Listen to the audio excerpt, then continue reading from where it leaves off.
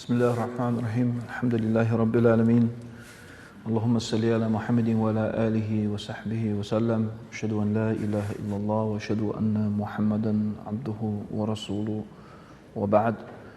خير الحديث كتاب الله وخير الحدي حدي محمد صلى الله عليه وسلم وشر الأمور محدثاتها وكل محدثة بدعة وكل بدعة ضلالة وكل ضلالة في النار.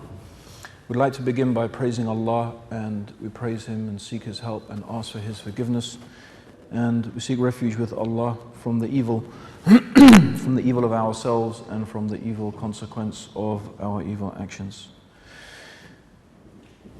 My dear brothers and sisters in Islam, Assalamu alaikum wa rahmatullahi wa barakatuh. It's not my usual habit to read from some notes, but today, due to the complexity of my talk and the subject matter, I'm going to have to mostly read from a text that I've written up.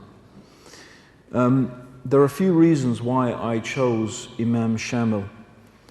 He was a leader for 25 years of the Chechen and Dagestani resistance against Imperial Russia in the 1850s.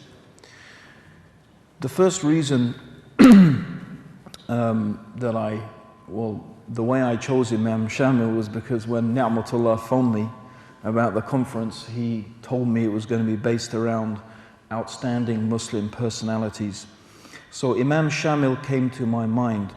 I've recently been doing a lot of reading about Chechnya ever since I was asked to become a supporter of the Save Chechnya campaign.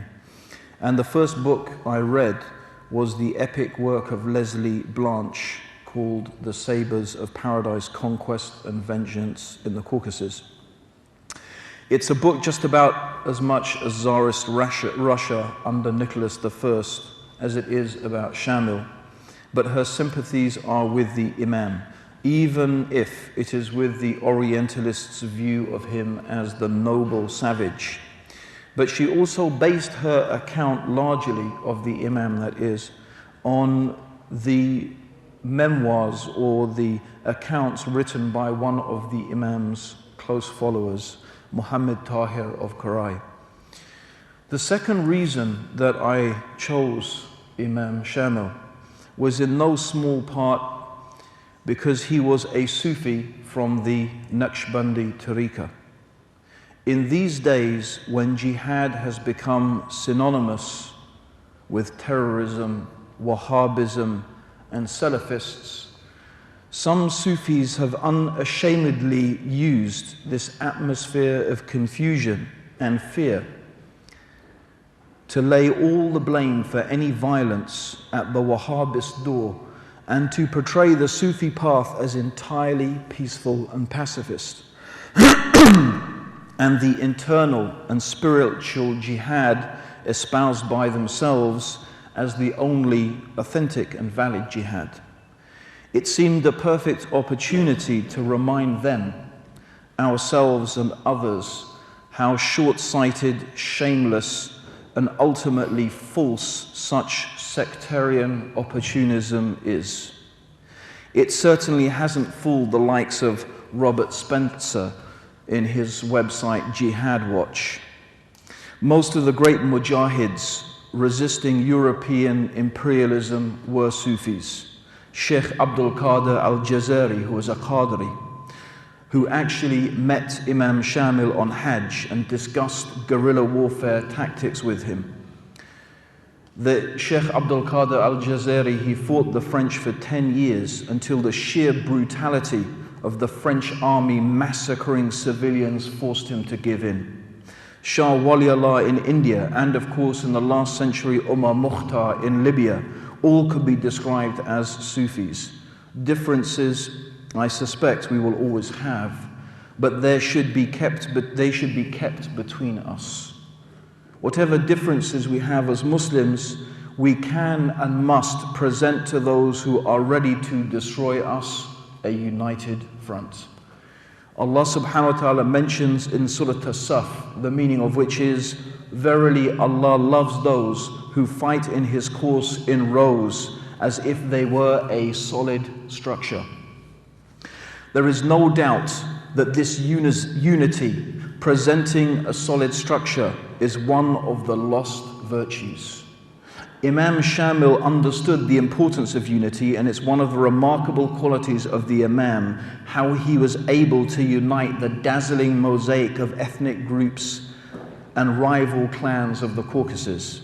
More than 50 different languages are spoken in its towns and settlements. Although most of these groups and tribes are Muslim, even in the 19th century, the degree of actual practice was varied. Shamil knew that this unity was essential for the success of resistance, and that was helped at least in part by the sheer brutality of the Russian general Yermolov, whose name is still called out by Russian soldiers in Chechnya today to remind the Chechens of what they suffered then and will suffer now. Shamil combined diplomacy, maw'idha, Islamic encouragements, and harsh punishments for dissenters to maintain this unity. He made it clear that there would be and must be no talk of surrender to the Russians. Victory needed total commitment. Anyone dissenting would receive 100 lashes as punishment. In one famous incident, at a time when the Chechens were so hard-pressed fighting the Russians that they were on the point of surrender and could see no way or means to continue the fight, Shamil's mother was persuaded to approach him to encourage a compromise. But when he came to hear of this, his order was that anyone who even suggested surrender was to be lashed 100 times. The order was carried out on his own mother. But after only several lashes, Shamil threw himself across his mother and ordered that the rest of the lashes should be carried out on himself, and threatened death to the administrator of the punishment if the lashes were not hard enough. After this, he got up after having been lashed 100 times or 90 something times. After this, he called out for those who had talked of surrender and thus caused such a punishment to befall his mother. You can imagine their terror at what punishment might befall them. But Imam Shamil said, "Return to your homes and depart in peace, and hold fast to the rope of Allah." There was no more talk of surrender after that. Shamil's Murids were known for fighting to the death, and even, it seemed, beyond.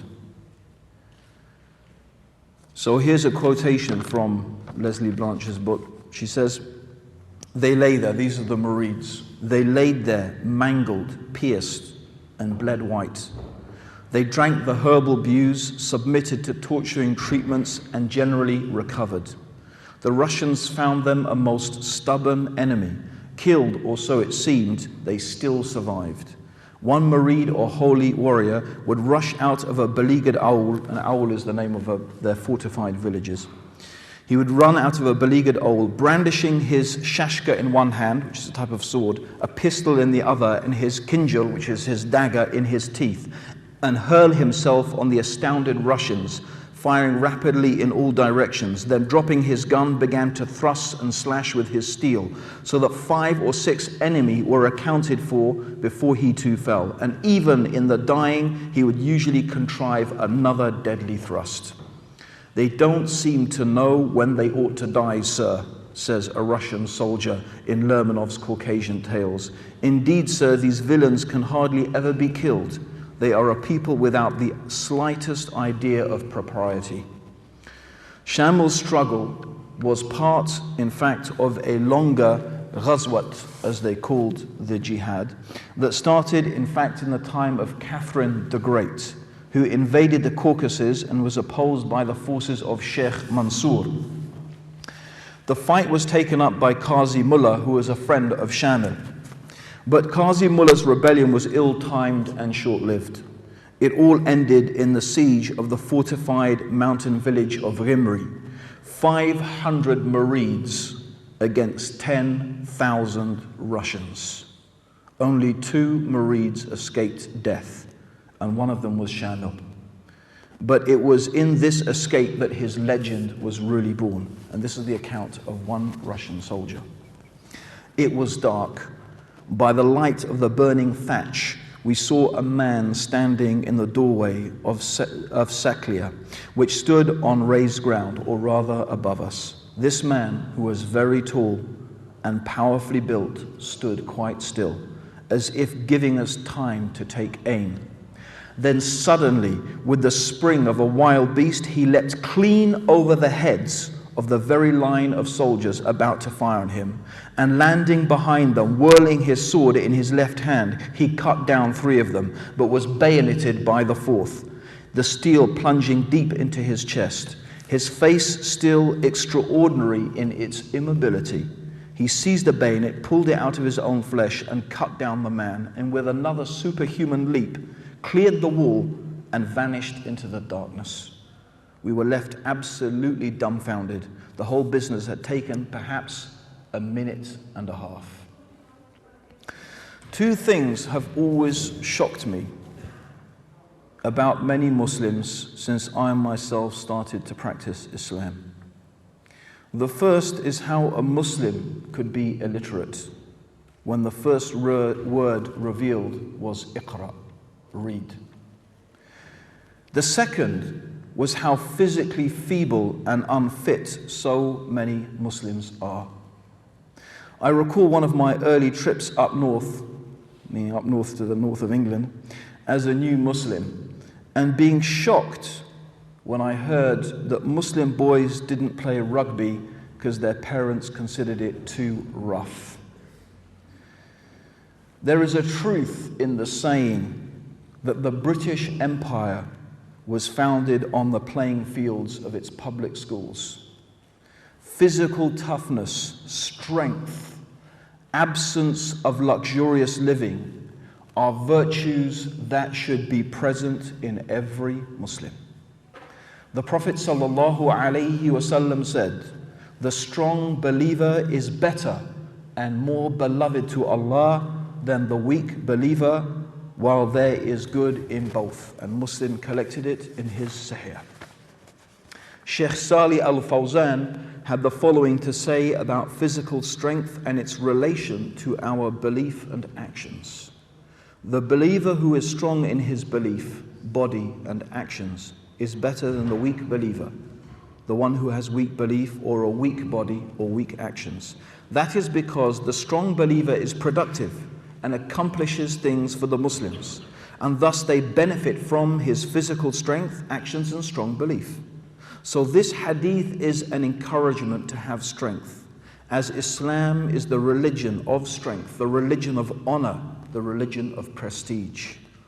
So the strength that is sought from us in Islam is strength in belief and its tenets, as well as strength in our actions and our bodies, because all of this brings forth good things for the Muslims. The believer who has strong belief is more likely to be fit and in shape. This is because he understands the importance of striving and staying in shape in preparation for it, while the weak believer may easily get fat and out of shape from his overeating and laziness. Physical strength is a direct result of strength in belief. It is not to belittle the many excellent qualities of Imam Shamil, sure of himself, but without the physical stature to match it. In fact, it's said that Imam Shamil as a child was very, very sickly.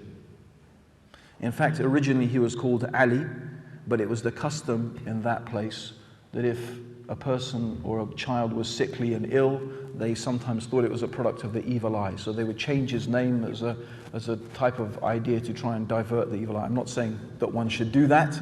That's what they used to do. So his name was changed. It was originally Ali and it was changed to Shamil. So he was a very sickly boy. But in fact, although he wasn't very physically strong when he was young, he was very, very self-assured, very proud. There's a story that his father used to drink alcohol. His father used to drink alcohol. And Shamil was so upset at the disgrace of his father being someone who drank alcohol that he told his father that if you do not stop, I will stab myself to death. And his father knew that he was capable of doing that because he was not someone who made a threat and didn't carry it through. And because he loved his son, he gave up drinking alcohol. So anyway, he was very sure of himself. You could say very self-assured, cocky as some people call it. And some young boys from his village took a dislike to this. So they gathered together, and what did they do? They stabbed him in the stomach. So a group of boys, they surrounded Shamil and stabbed him in the stomach and left him for dead. Returning to consciousness, Shamil's first instinct was to hide from both taunts and sympathy. He dragged himself to the mountains and he bound up his wounds and obtained these herbal remedies for which the mountain men were famous. And they used this system to treat wounds with herbs and stuff like that.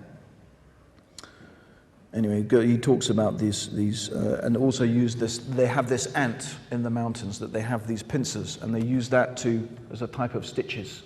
So they let the ant bite you, it brings the wound together, and then they bite off, they twist off the ant and leave its head to act as stitches. And this is actually how the wounds would be fixed. So the stoical young Shamil hid his wounds and his humiliation and did not return to Himri, his village, until he was not only recovered but toughened by an implacable, self-imposed regime of physical culture. From that moment on, he forced himself to feats of endurance, changing himself into a lean, iron-hard athlete. It reminds us of the saying here of the Prophet ﷺ that's been attributed to the Prophet: teach your children swimming, archery, and horse riding. Shamil could outfight, outride, outswim, and outrun all the rest of the mountain people. Just as they had their own methods for curing wounds, so they had their jealously guarded methods of training and hardening both themselves and their horses. To be able to cover the enormous distances and endure the violent changes of climate their raiding tactics and the country demanded. And likewise, these Caucasian braves tried themselves and trained themselves to have extraordinary stamina. They ate sparingly. I just want to mention as a side point, I've been asked actually a couple of times in the last month about the hadith of the Prophet ﷺ, where everyone knows this: when you eat a third of your stomach for food, a third for water, and leave a third for air. And this has been repeated so often that people actually think that it's sunnah to eat for a third of your stomach, and a third for liquid, and a third for air. But this is actually only the last part of the hadith. The first part of the hadith actually says that enough for the son of Adam is a few morsels to keep his back straight. That's the first part of the hadith. The first part of the hadith tells us that we should not eat anything more than what we need to keep us alive. That's enough for us. But if a circumstance happens, like it's Eid or you go to a wedding, then the maximum you are allowed to fill your stomach is a third for food, a third for air, a third for water or liquid, and a third for air. But the norm for the Muslim should be that we eat enough food to keep our back straight, to keep ourselves going. That's enough for us. This is the correct eating habits of the Muslim. And so this is how they were. They ate sparingly and as a race. But the fighting men, they ate even less. And because of this, throughout all of the Caucasus, the wars in the Caucasus, the Caucasian wars, they were better able to withstand the rigors of long marches in barren country, unfettered by cumbersome supply wagons which hampered the Russian columns on the move and included such unmanageable objects as 5-foot brass samovars to hold 50 gallons of tea, without which the humblest recruit would have mutinied. I wonder which one describes us these days. Wine was forbidden, of course, and meat was a rarity at their tables. They didn't eat a lot of meat. And if it was meat, it was only lamb, goat, or chicken. Their physique was generally maintained on a few cakes of rough ground millet and a little goat's cheese. During a campaign, these strong people were often seen to eat and appear well nourished by a few leaves or even rhododendron flowers. They trained themselves to run great distances swiftly at level speed without panting, by carrying a bullet or a pebble in their mouths. Their lives were a mixture of personal austerity and heroic excess. So Shamil followed this pattern until at 20 he was famous for his feats. And this is the type of things that he could do. He could sever the butt of a rifle with one blow of his dagger. He was once seen to cut a Cossack horseman almost to the saddle in one single cut. He could clear a 7-foot wall at a leap. He could jump over in one leap a 7-foot wall. And Shamil's horsemanship was remarkable. The mountaineers' equestrian acrobatics had the same brilliance as the Arabs. Perhaps it was a legacy of their Arab conquerors in the 8th century. At any rate, the Caucasian festivals of horsemanship and daring were similar and equal to the Arabs, and even made the Cossacks, and the Cossacks are so famous for their horsemanship, but the Caucasians, the Chechens, the Dagestanis, and Imam Shamil, they made the Cossack riders look inept by comparison.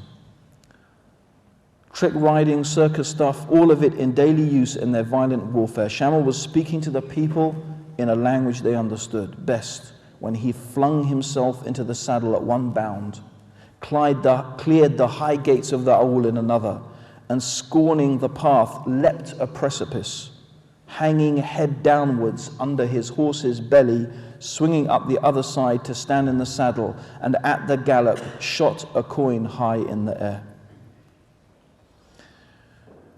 So my brothers and sisters, my point that I'm trying to make from all of this is how the likes of Shamil, and it's not restricted to Shamil.